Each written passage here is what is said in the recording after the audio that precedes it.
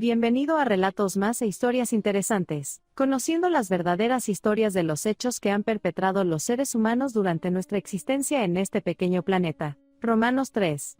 23 al 24. Por cuanto todos pecaron y están destituidos de la gloria de Dios, siendo justificados gratuitamente por su gracia, mediante la redención que es en Cristo Jesús. Robert Verdella, el carnicero de Kansas, y su habitación de las torturas. El asesino coleccionaba hombres en su casa para violarlos y asesinarlos. Un joven completamente desnudo y con un collar de perro al cuello huyó por la ventana para pedir ayuda. Había sido secuestrado y torturado por un asesino en serie. Varios vecinos auxiliaron a Bryson que, con una pierna rota tras el salto, contó a la policía las vejaciones sufridas a manos de un desconocido durante 3 días. Cuando los agentes llegaron al inmueble de Robert Verdella se encontraron con una habitación repleta de objetos para sodomizar y fustigar a sus víctimas, además de cientos de fotografías de muchachos en estado de sufrimiento. Gracias a este superviviente, la justicia pudo encerrar al denominado carnicero de Kansas, un anticuario obsesionado con la película El coleccionista al que le gustaba coleccionar a sus llamados juguetes, para infligir toda clase de suplicios. Mató a 6 de ellos. El coleccionista. Nacido el 31 de enero de 1949 en Cuyahoga Falls, Ohio, Robert Verdella se crió bajo los preceptos católicos, acudía regularmente a misa y aquellos valores religiosos hicieron que escondiese su homosexualidad hasta bien entrada la juventud. En su infancia, Robert fue un niño solitario, llevaba gafas desde los 5 años a causa de su temprana miopía, tenía dificultades en el habla y la presión arterial alta, lo que le obligaba a tomar una medicación diaria. En la escuela, destacó por sus buenas notas y por su afición a la cocina y al arte. La pubertad fue un punto de inflexión mayor en este joven. Descubrió que le gustaban otros chicos y, saberse homosexual y distinto al resto de sus compañeros, le hizo encerrarse en sí mismo y dejar la iglesia. Incluso se echó novia para evitar las habladurías. Sumado al descubrimiento de su sexualidad, a Robert también le marcó la película El coleccionista, dirigida por William Wyler en 1965, y que tomó como guía para perpetrar sus terribles crímenes de los años 80.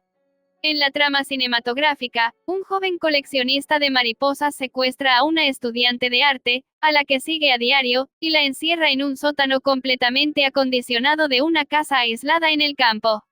La víctima trata de escapar, e incluso, trata de seducir a su verdugo. El final, completamente aterrador. A los 18 años, Robert decidió estudiar artes en el Kansas City Art Institute, pero en vez de acudir a clase empezó a experimentar con las drogas y el alcohol y a vender estupefacientes. Fue arrestado por posesión y venta, aunque nunca lo sentenciaron.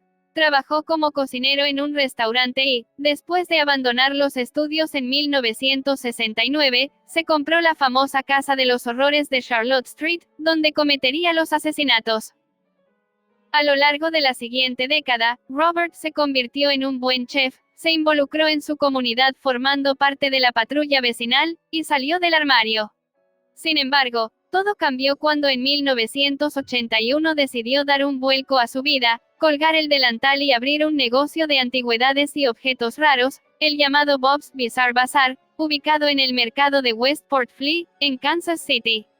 De la noche a la mañana, Robert vendía falsos cráneos, pendientes con dientes humanos, lámparas de lava, incienso y multitud de parafernalia esotérica. Pese a este repentino giro en su vida, nadie sospechó de aquel extraño comercio o de su dueño. Sus vecinos siempre vieron en Robert a un hombre inofensivo. Sin embargo, tras su ruptura sentimental con un veterano de guerra en 1982, el anticuario decidió empezar a salir con gigolos muy jóvenes a los que ofrecía casa a cambio de compartir los gastos. Hasta que un buen día, se desencadenó la violencia. Las torturas. El 4 de julio de 1984, Robert pasó a buscar a Jerry Howell, de 20 años, un amante que le debía dinero, para llevárselo a casa. Una vez dentro, lo drogó y, en cuanto perdió el conocimiento, lo ató en una habitación del sótano y comenzó a sodomizarlo con diversos objetos. Al día siguiente, Robert se marchó a trabajar y, al regresar, continuó con las vejaciones y humillaciones. Horas más tarde, colgó a Jerry por los pies, lo descuartizó y envolvió sus restos en varios paquetes, que posteriormente tiró a la basura. Con este primer asesinato, Robert inició una especie de diario en el que documentaría todas las torturas cometidas a sus víctimas y las reacciones de estas. Para completar cada historia adjuntaría diversas fotografías como muestra del sufrimiento causado. Su segunda víctima fue Robert Sheldon, de 18 años, al que sometió a las mismas torturas que a Howell, aunque añadiendo otra más, inyectarle en el ojo líquido para desatascar cañerías.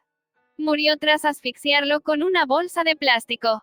Para deshacerse del cuerpo, lo enterró en el patio y conservó su cabeza en el congelador. En junio de 1985, asesinó a Mark Wallace, de 20 años, tan solo 2 meses después que a Sheldon. En esta ocasión, el criminal sumó las descargas eléctricas al resto de suplicios. Llegado el mes de septiembre de ese mismo año, Robert mató a James Ferris, también de 20 años, y en junio de 1986 a Todd Stubbs, quien previamente había avisado a la policía de las sospechosas desapariciones de los amantes de Verdella. Parece ser que este muchacho, de 21 años, fue martirizado de una forma aún más brutal durante semanas. Le hizo fisting, además de inyectarle limpiador de tuberías en los ojos y las cuerdas vocales. Todd murió un mes después. La última víctima en morir a manos de Robert Verdella fue el prostituto Larry Pearson, de 20 años, a quien sometió en julio de 1987 a la misma clase de torturas y disciplina que a sus antecesores. Después de 6 semanas esclavizándolo, lo mató de una severa paliza cuando la víctima trataba de escapar. El asesino también decidió conservar su cabeza y meterla en el congelador junto a la de Sheldon. El modus operandi del anticuario siempre era el mismo. Entablaba amistad con chicos jóvenes, principalmente prostitutos, y tras mantener relaciones íntimas con ellos, los drogaba y les provocaba las torturas más salvajes.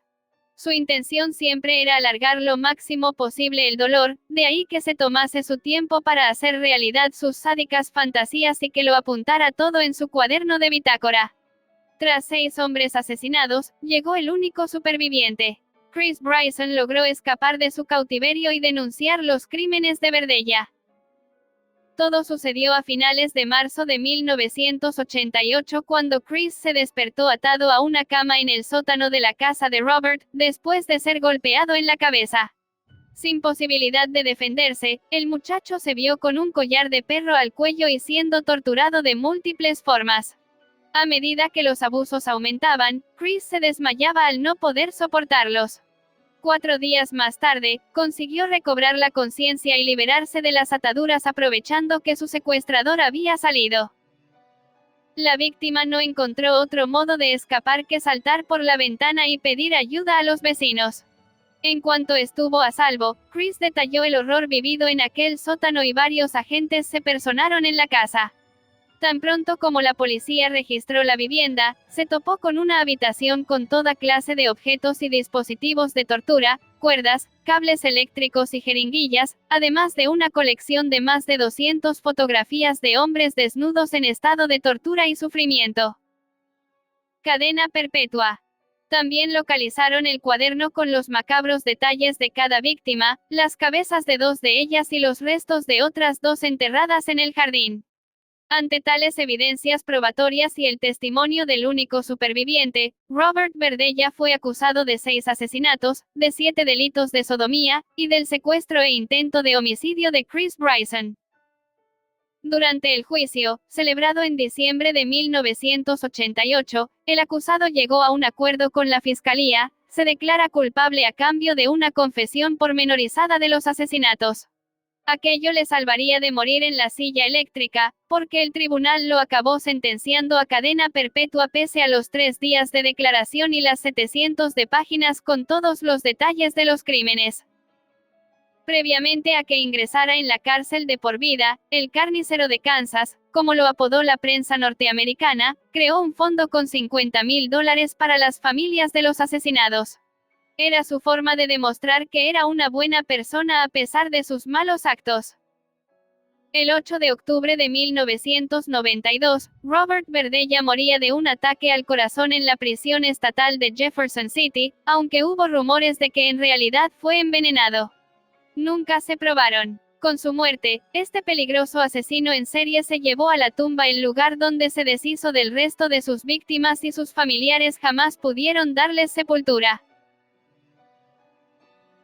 Todos los asesinos se dejan llevar por el enemigo de nuestras almas llevando a cabo su propósito, que es la destrucción del ser humano. Como persona consciente de lo que nos rodea debemos siempre buscar de Dios. Y cuando llegue en pensamiento de hacer maldad debemos clamar a Cristo para que nos liberte de todo mal.